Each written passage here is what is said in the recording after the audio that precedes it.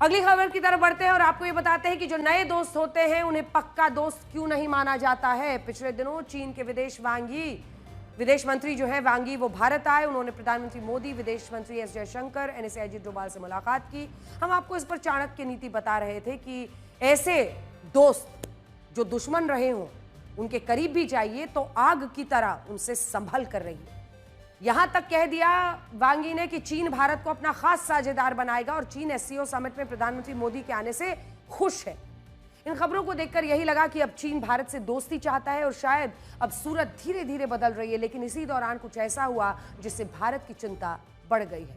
भारत से अपने दौरे के बाद चीन के विदेश मंत्री वांगी अफगानिस्तान गए। काबुल में उन्होंने तालिबान और पाकिस्तान के विदेश मंत्रियों के साथ एक त्रिपक्षीय सम्मेलन में हिस्सा लिया। एक समिट कर डाला तालिबानियों के साथ और पाकिस्तानियों के साथ। इस सम्मेलन की आखिरी बैठक 2023 में हुई थी, लेकिन इसके बाद पाकिस्तान और तालिबान आमने सामने आ गए थे। हालात ये हो गए थे कि अपने निवेश पर खतरा देखते हुए चीन ने इस झगड़े से खुद को पीछे खींच लिया था। लेकिन इसके बाद 7 मई 2025 को ऑपरेशन सिंदूर हुआ। अफगानिस्तान की तालिबान सरकार ने इस मुद्दे पर पाकिस्तान का नहीं बल्कि हमारा यानी भारत का समर्थन किया।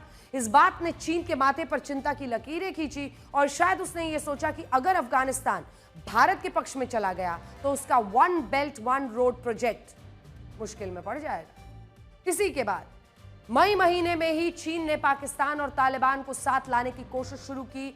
बीजिंग के एक अनौपचारिक बैठक हुई जिसमें तालिबान को बुलाया गया। 2022 के बीच चीन के विदेश मंत्री पहली बार काबुल आए। सबसे बड़ा मजाक यह है कि इस समिट का पूरा फोकस आतंकवाद के मुद्दे पर था। चीन की मौजूदगी में यह तय हुआ कि पाकिस्तान और तालिबान दोनों मिलकर आतंकवाद से लड़ेंगे। अब इस एक वाक्य में अपने आप ही चुटकुला है। सोचिए, पाकिस्तान आतंकवाद से लड़ेगा। अगर ये आतंकवाद से लड़ेंगे तो आतंकवाद के कितने अच्छे दिन आने वाले हैं। असल में पाकिस्तान के विदेश मंत्री इशाक डार का आरोप है कि तालिबान उन आतंकी संगठनों की मदद कर रहा है जो उसके देश पर हमला कर रहे हैं। इनमें एक है तहरीके तालिबान पाकिस्तान और दूसरा है बलोच लिबरेशन आर्मी। पाकिस्तान का कहना है कि अगर इन्हें अफगानिस्तान से मदद मिलनी बंद हो जाए तो ये संगठन खत्म हो जाएंगे।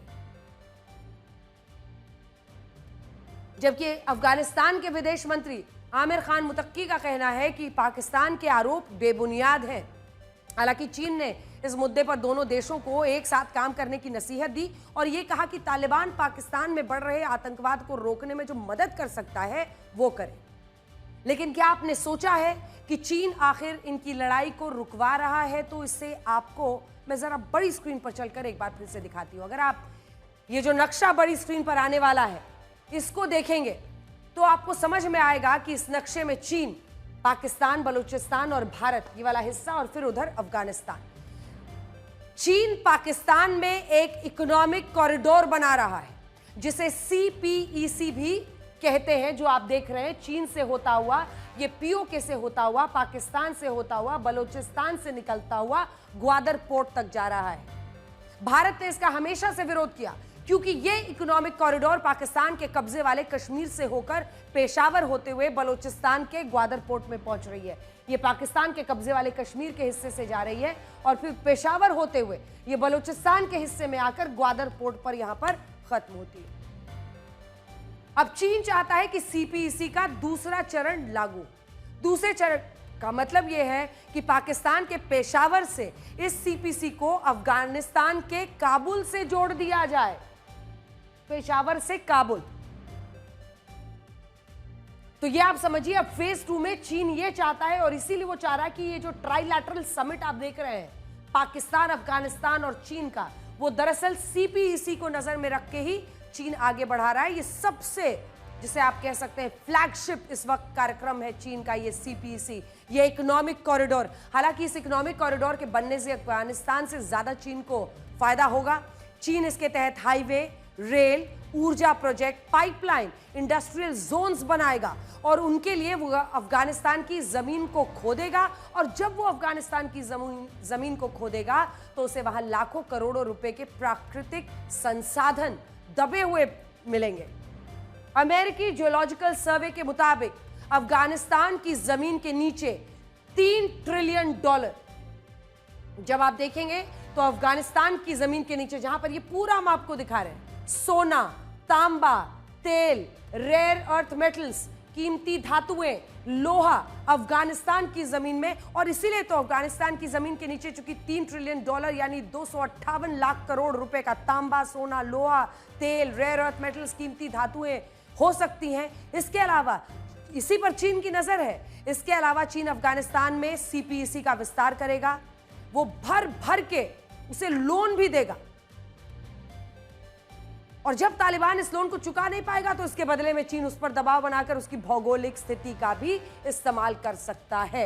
यह अफगानिस्तान को समझना है, लेकिन यहां तो समिट चल रहा है। अगर आप इस नक्शे को देखेंगे तो अफगानिस्तान पश्चिम में, अगर आप देखें, ईरान ये वाला हिस्सा पाकिस्तान है, ये अफगानिस्तान है, ये जो पूरा आप देख रहे हैं हिस्सा, ये ईरान है पश्चिमी हिस्से में, फिर तुर्कमेनिस्तान, उज्बेकिस्तान, तजाकिस्तान और ये किर्गिस्तान।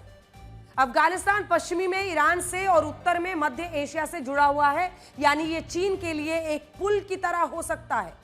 चीन के लिए अफगानिस्तान एक पुल बन सकता है। पेशावर से लेकर अगर अफगानिस्तान तक आता है तो ये पूरा इधर जो मिडिल ईस्ट है, मध्य एशिया से जुड़ जा सकता है, यानी ये चीन के लिए एक पुल की तरह हो सकता है। और यही वजह है कि चीन अब एक नया त्रिकोण बना रहा है, जिसमें उसके साथ पाकिस्तान और अफगानिस्तान होंगे, तो इससे उसको फायदा मिलेगा। अब ऐसे में भारत को क्या करना चाहिए, अब इस पर नजर रखनी होगी। और इसीलिए भारत के लिए स्थितियां बदली हुई हैं। भले चीन चाहता है कि तालिबान और पाकिस्तान से रिश्ते सुधर जाएं, लेकिन ये इतना आसान नहीं है। तालिबान क्या कहता है? तालिबान कहता है कि वो पाकिस्तान पर विश्वास नहीं कर सकता, जबकि भारत से उसके रिश्ते सुधरे हैं। भारत के विदेश मंत्री एस जयशंकर की अफगानिस्तान के नेताओं से मुलाकात हुई है, और अब चीन के साथ भी हमारे रिश्ते सुधर रहे हैं। इसीलिए अगर मुझसे पूछेंगे तो भारत को वैश्विक राजनीति में लुक एंड एक्ट की पॉलिसी अपनानी चाहिए, यानी पहले हालात को परखो, फिर उसी हिसाब से तुरंत कदम उठाओ। हमें अमेरिका के साथ तनाव के बावजूद चीन से दोस्ती करते हुए निगरानी और संतुलन रखना होगा, और हम चीन पर कभी भी पूरी तरह से भरोसा नहीं कर सकते हैं। ये वो देश है जिससे हमेशा हमेशा संभल कर रहना होगा। हम चाहें तो महाभारत के अभिमन्यु के प्रसंग से भी सीख ले सकते हैं। कौरवों ने अभिमन्यु को चक्रव्यूह में फंसाकर अकेले मार डाला था। यह एक रणनीतिक धोखा था जिसमें अभिमन्यु फंस गए थे। आज भारत के सामने भी ऐसी स्थिति है। हमारे सामने चीन का चक्रव्यूह है, जिसमें हमें खुद को फंसने से बचाना है, चीन के साथ निगरानी और संतुलन का रिश्ता रखना है। हम इसीलिए अगर अफगानिस्तान में भी तालिबान से बात कर रहे हैं तो पूरा जो पावर बैलेंस है इस क्षेत्र में, उसको संभाल रहे हैं, उसकी कोशिश कर रहे हैं, और उस कोशिश को छोड़ना नहीं।